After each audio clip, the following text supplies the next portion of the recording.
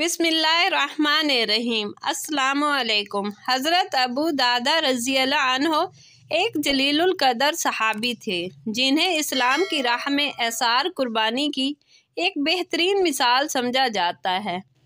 उनका एक मशहूर वाक़या दर्जा झैल है जो उनकी सखावत और अल्लाह की राह में माल खर्च करने की अजीम मिसाल के तौर पर इस्लामी रवायात में बयान किया जाता है। एक दिन रसूल अल्लाह सल्लल्लाहु अलैहि वसल्लम ने सहाबा कराम को एक आयत तिलावत की जो कि सूरत अल-बकरा की आयत नंबर 245 है। तर्जुमा कौन है जो अल्लाह को कर्ज़े हसना दे तो अल्लाह उसे कई गुना बढ़ाकर वापस करे।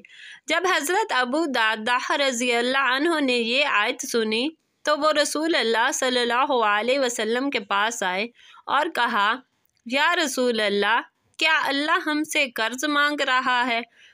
रसूल अल्लाह सल्लल्लाहु अलैहि वसल्लम ने फरमाया, हाँ, अल्लाह तुम्हें अपने रास्ते में खर्च करने का हुक्म दे रहा है और वो उसे कई गुना बढ़ाकर तुम्हें वापस करेगा। हज़रत अबू दादा रज़ी अल्लाह अन्हो ने ये सुनकर अर्ज़ किया, या रसूल अल्लाह, मेरा बेहतरीन बाग अल्लाह की राह में सदका है। ये बाग मदीना के मशहूर बागात में से था जिसमें खजूर के कई दरख्त थे। वो बहुत कीमती था।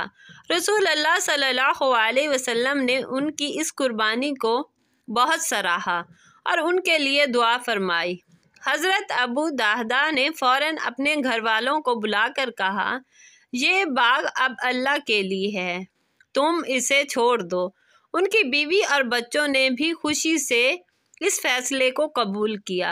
हज़रत अबू दादा की ये कुर्बानी इस्लामी तारीख़ में एक मिसाली वाक़या बन गई। ये उनकी अल्लाह के साथ मोहब्बत, ईमान की मजबूती और आखिरत की फ़िक्र का अमली मज़हर था। उनकी इस कुर्बानी के बदले में अल्लाह ने इन्हें आखिरत में बेशुमार इनामात का वादा किया।